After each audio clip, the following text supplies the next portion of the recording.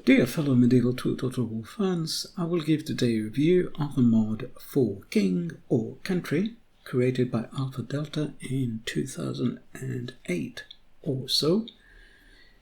Gigantus ported the mod into Kingdoms in 2019 so that it can be played on Steam. I was late with the news, but as there were some discussions on Total War Center considering some issues with the Steam version, I will review here the old mod and the Steam conversion. If you are wondering what is happening with Broken Crescent Remastered, the mod is totally ready, but it can only be played from the disc in its current form. I hit a wall in trying to get it on Steam, and Gigantus is going to look into it. I am eternally grateful to him, as are probably many of us, for his efforts and expertise in making Medieval 2 mods playable online and sorting out all the difficult issues with Windows and with Steam. I saw recently a list of about 20 mods or more that he has ported into Kingdoms or made Steam-compatible versions of. He really is one of a kind. Back to For King or Country. It is an amazing mod, and considering it was essentially the work of a single modder, the result is truly astounding. Alpha Delta was perhaps the most knowledgeable and capable modder ever in our community, and he put a lot of care into this mod, which covers the English Civil War from 1642 to about 1649, where Charles I was put to death. It is 12 turns per year, and with every turn starting with an announcement of some historic event in the actual English Civil War that took place on that actual month. Although the mod was of reasonably good integrity, it had a few issues with sieges crashing. Some sieges crashed during the loading of the battle, for example Newcastle, which is unfortunate because the script generates a siege for that settlement, which is very crucial. So you may just have to accept that Newcastle will fall if you're playing the Royalist faction. So auto-resolve that siege if playing the Royalists and lose, and consider how you go on from there with the rest of the settlements. Oxford is also buggy, which is very unfortunate as it is in the middle of all the fighting. Battles start with Oxford okay, but crash either immediately or very shortly after starting. On the topic of bugs, there is a building with a very confusing description called Office of Conscription. Be aware that all stated modifiers are negative. They're all nerfs. They're nerfs to public order, they're nerfs to unit experience, all of them are nerfs. The only thing you gain from building that building is an extra recruitment slot. Castles have often an unchanging attitude towards political support for one faction or another that cannot be changed by building a building or by governors or anything else, which can be frustrating. Historically, each region raised an army under a local leader, but these armies were generally reluctant of fighting outside their regions. So there is an area of recruitment feature. Other than that, the units are very similar between regions. It's just you can only recruit a unit in a certain region, but if you go to another region, qualitatively they are the same. So they have the same pikes or the same speed or the same muskets or whatever. But you can only recruit a particular, let's say, regiment in a particular region. So if you suffer casualties, you have to go back to that region to replenish the casualties. Yeah. So at this time in history, indeed, there were only two types of infantry, musketeers and pikemen. There was no other type of unit. That is all you get in terms of infantry. You get some more variety with artillery and cavalry in the mod. I have said a bit about pike and shot formations in other YouTube videos. They are modeled as far as possible by the models, for example here by Alpha Delta, as far as possible close to how they should be. But the Medieval 2 engine is not designed for pike and shot warfare. So these units tend to act independently of each other, like some ancient or medieval units like swordsmen or spearmen and archers or something. They act independently of each other. There's not much that could be done about that. Alpha Delta made the best of the battle AI that he could.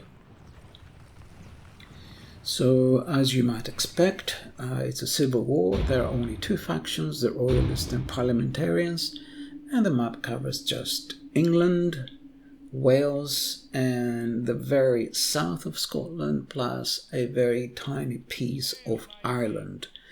In the original mod, if the settlement in Ireland, Dublin, was taken over by rebels, the campaign was lost to the rebels. That is not entirely surprising, as the Civil War started over the question of raising an army to suppress an Irish uprising that had almost gone out of hand. And then the king and the parliament fell apart. They found reasons to hate each other. And so the Irish question was really the question that perhaps caused the Civil War in England. There are main character portraits in the mod made by Alpha Delta, custom made, and they are inspired by existing paintings of these historical characters. In addition, there are some scripted governors available normally only to the AI-controlled faction. These had originally no special portraits, and so Gigantus removed the script that generated them from the Kingdoms version, the Steam version. I am planning to introduce them to the Steam-compatible Kingdoms conversion of the mod made by Gigantus. This version is playable on Steam, but the Kingdoms conversion is not a straightforward thing, as in Kingdoms there is oil at the gates and a few other features that may cause crashes, as well as graphics missing because they were not available in the original pre-Kingdoms mod.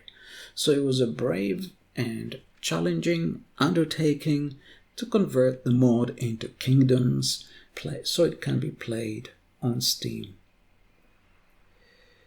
This conversion has been very successful.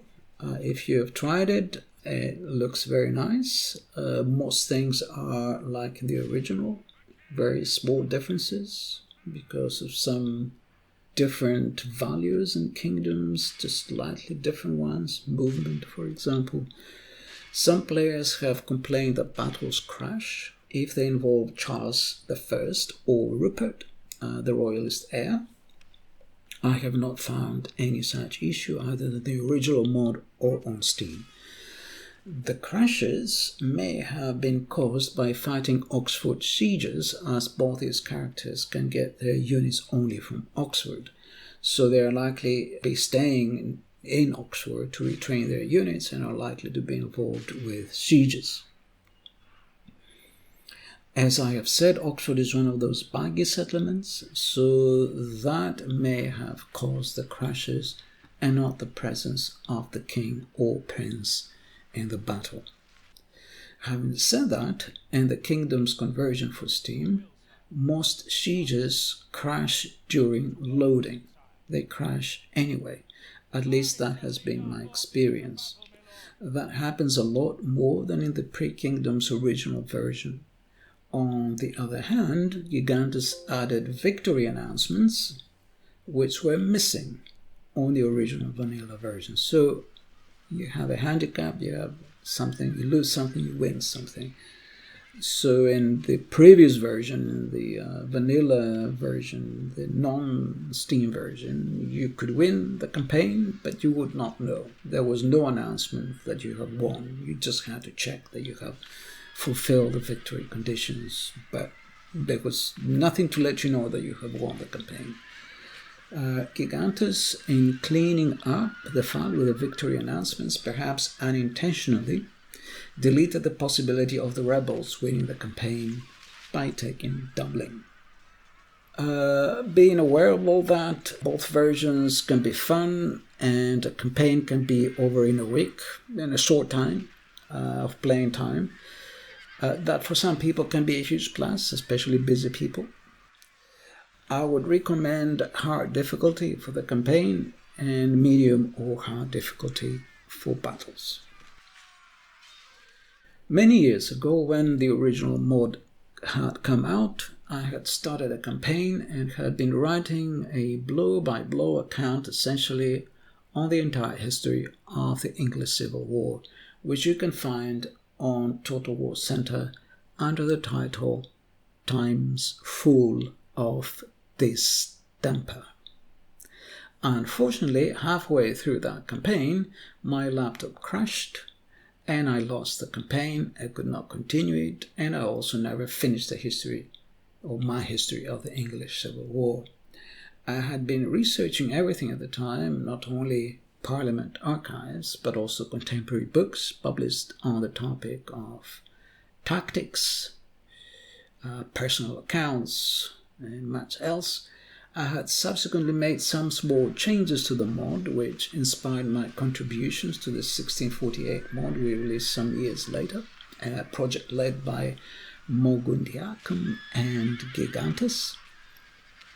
I may release some of my bodywork for King or Country as a submod, if there is interest, while Broken Crescent Remastered is stuck in a limbo.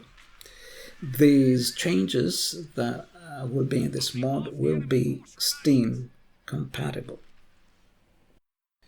One change was to make character portraits for the governors, who in the original version of the mod all had an icon of a grey shield instead of a portrait.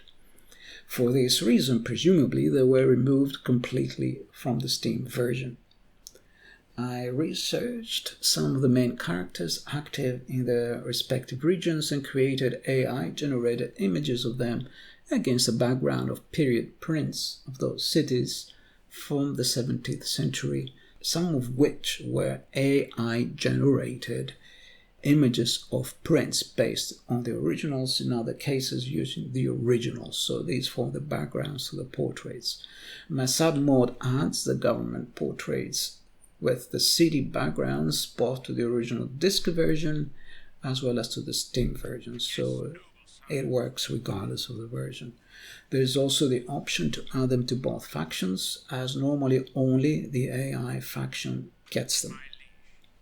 This will save you from receiving during the campaign offers for additional non-historical characters with vanilla portraits.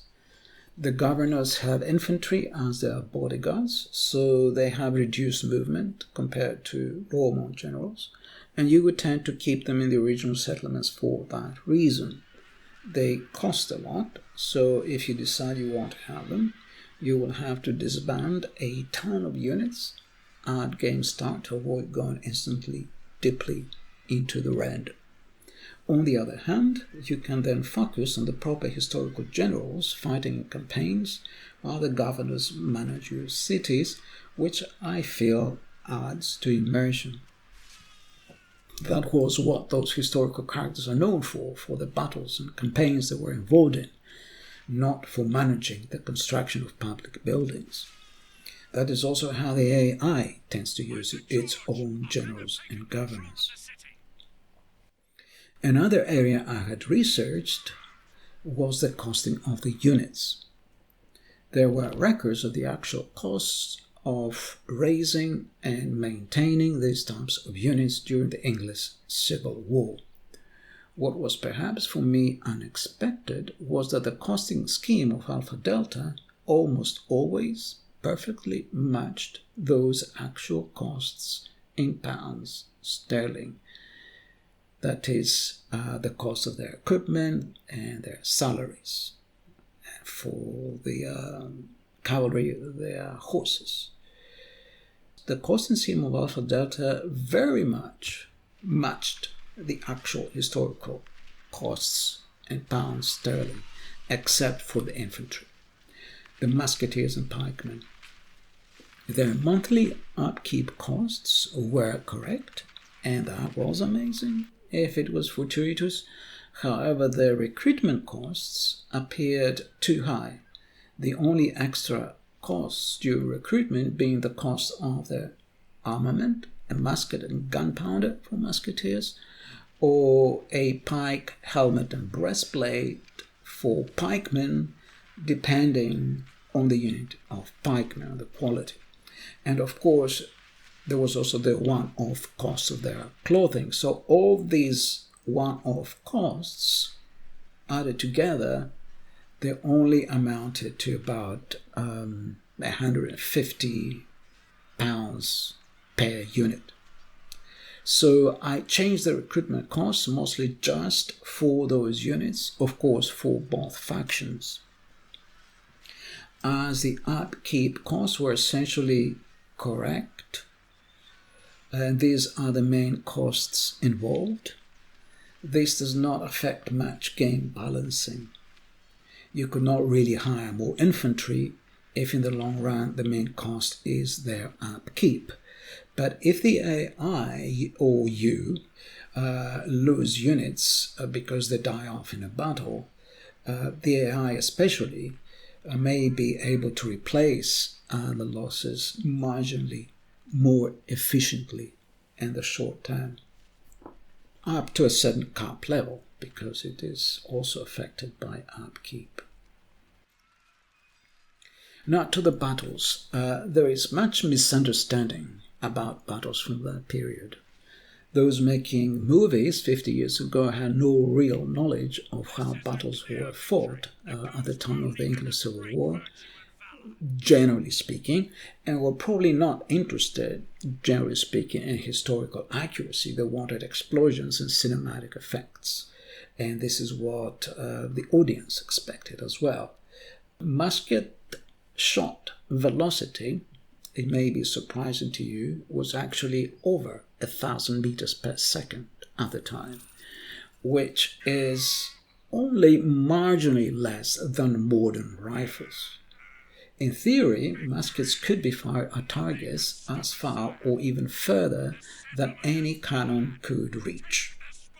Cannons actually have lower muzzle velocities of only a few hundred meters per second, significantly lower.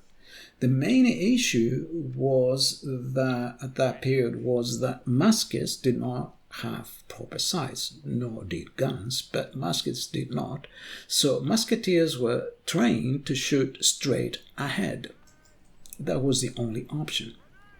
If you aimed at the head of a man at 600 paces, which roughly corresponds to 300 yards or 300 meters, the shot would have lost enough height during its travel due to the effect of gravity that it would hit the man's feet or the ground at that distance. So you shot straight ahead, basically with a musket, could travel for 300 meters before hitting the ground.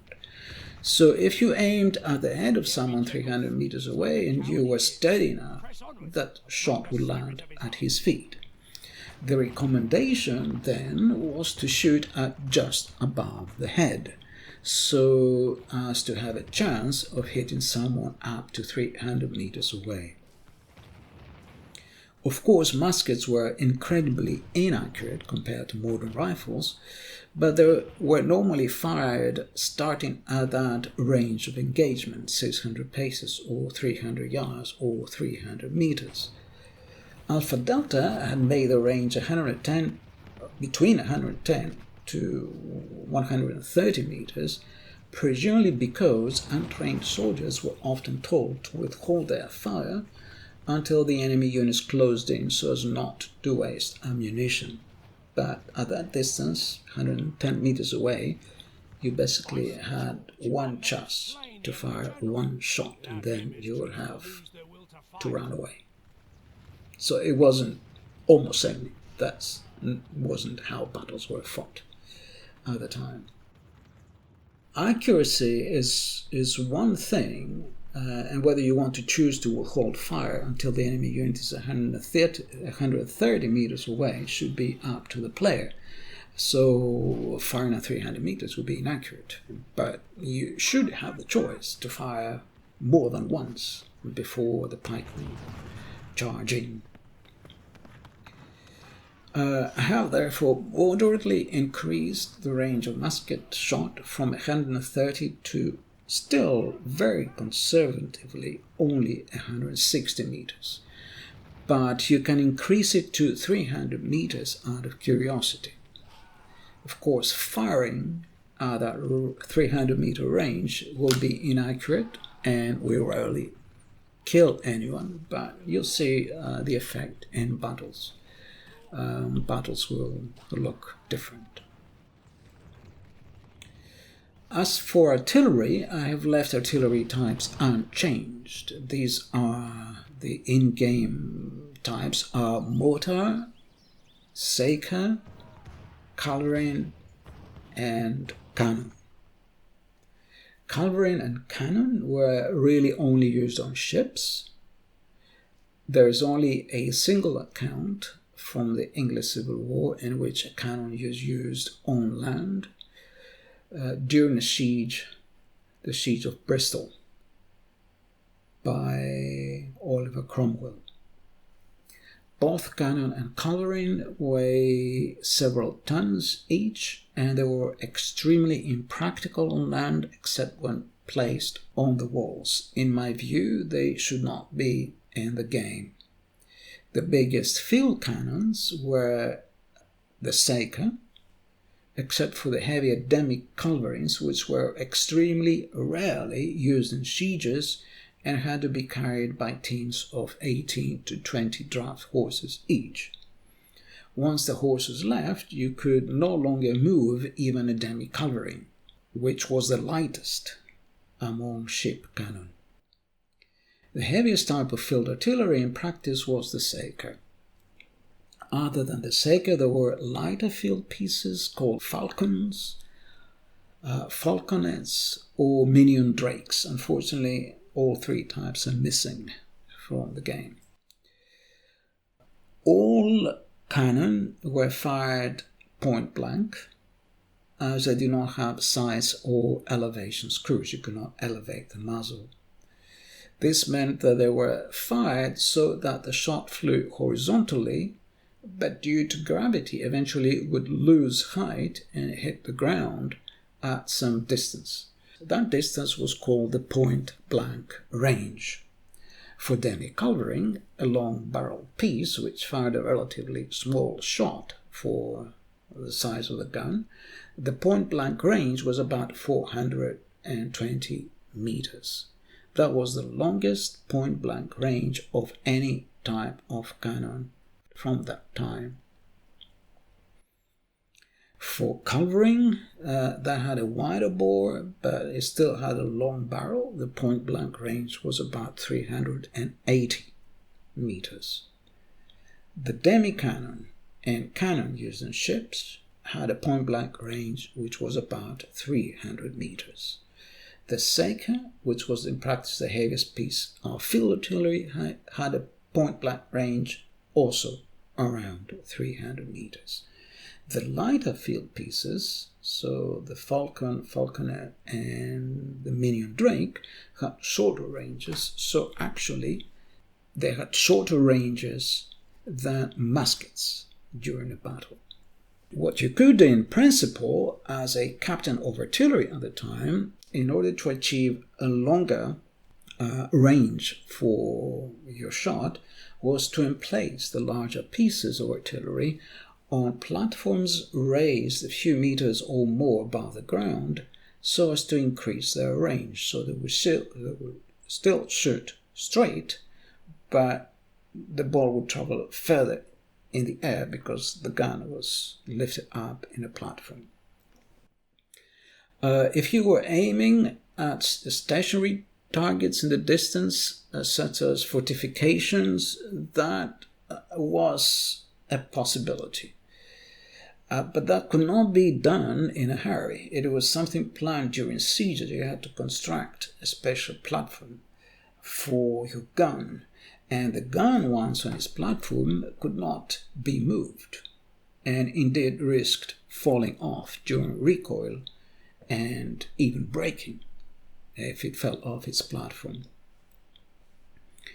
Tilting the gun was sometimes practiced during sieges by digging out some of the earth from below the tail of the gun carriage to tilt the gun, as it did not have a tilting mechanism.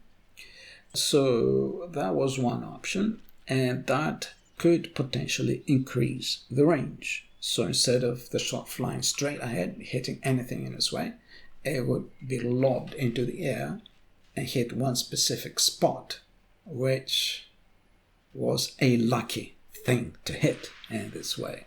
The chances of hitting anything was very, very slim. Basically, you fired a round ball into the air with a hope of it landing where you wanted it. Very unlikely.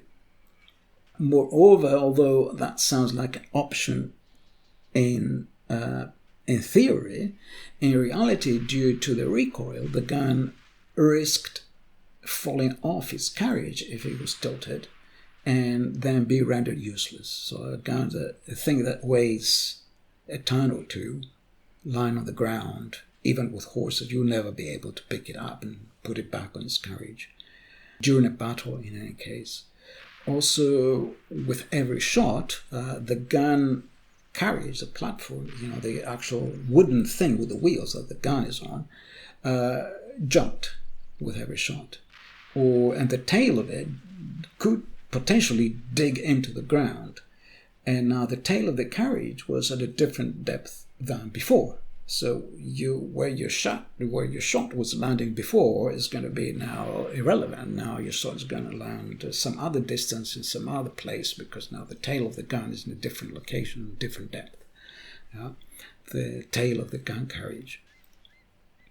And so the next shot could travel to some completely different, unrelated spot.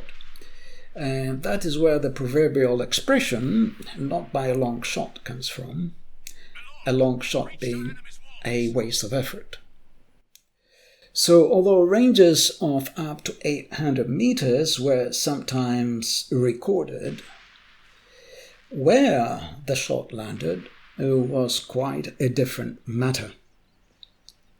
The range is one thing, but where your shot went is quite another thing. In practice, these were experimental records and not how the artillery was actually used during this period. The only practical possibility for ranges above 300 or so meters was that if the ground was relatively level, a solid round shot would keep bouncing and rolling on after hitting the ground. And it could indeed travel a greater distance before stopping. However, the game engine does not replicate that, except visually. So visually you see perhaps the round shot bouncing off, but it has no effect on units behind after the bounce. And it would be difficult to replicate this bouncing off and rolling on effect in the game engine, as it would depend on the terrain, its softness, its hardness, its inclination, and so on. In addition, which way the round shot rolled off after hitting the ground was also not completely predictable. Consequently, although I have left the ship cannons in the game, I have reduced their ranges to their historical point-blank ranges, which is still a little unfair when muskets, which had a higher muzzle velocity, can only be fired up to 160 meters in-game. I have made some changes in the battle AI.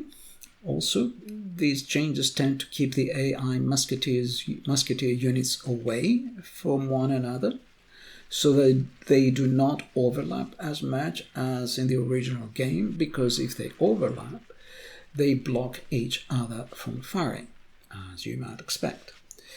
It may be that Creative Assembly has also made some AI changes to the battle AI to that effect in the Steam version. I think many years ago they announced they had made some changes to the battle AI. It looks like the problem of overlapping musketeer units is less pronounced than it used to be when playing on Steam. I have also changed the behavior of the artillery crews so that they place their cannon where it is safe and not exposed at the flanks. When charged, the AI cannon crew will retreat rather than stay and fight, or rather than try to drag the cannon with them to safety, which is what normally the AI crews do in-game. Both actions being hopeless and somewhat idiotic. Then, if the threat from the human player is countered by the AI and the human player is repulsed, the AI crews will go straight back and recover the cannon and continue to participate in the battle, but only when it is safe to do so. If the AI pikemen or AI cavalry fail to defend the cannons in close combat, surely it is pointless and a waste of effort for the artillery crews to stay and try and defend them by themselves. The overall effect, in my view, is that battles become more dynamic, that is, there is less passivity, and the AI army is maybe more human-like in its actions. I'm thinking of releasing a small submode that introduces these two kinds of changes. It'll be a patch, and you could select whichever part you wanted. The patch will have two components, the city governors being one, the battle AI and slight changes in unit costs being another. Then you could apply whichever part you liked independently.